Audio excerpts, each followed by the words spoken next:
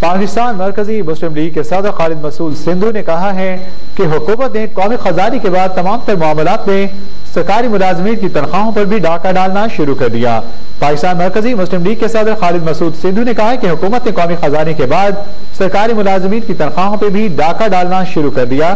ہمارے سرکاری ملازمین جو ملک کی ریڑھ کی ہڈی کی حیثیت رکھتے ہیں ان کے ساتھ زیادتی نہیں ہونے دیں گے۔ حکومت کو فوری طور پر سرکاری ملازمین کے مطالبات ماننے چاہیے تاکہ ملازمین اپنے فرائض بخوبی سر انجام دے سکیں۔ اس حوالے سے پاکستان مرکزی مسلم لیگ اپنے سرکاری ملازمین کے ساتھ کھڑی ہے، مطالبات کی منظوری تک ساتھ کھڑی رہے گی۔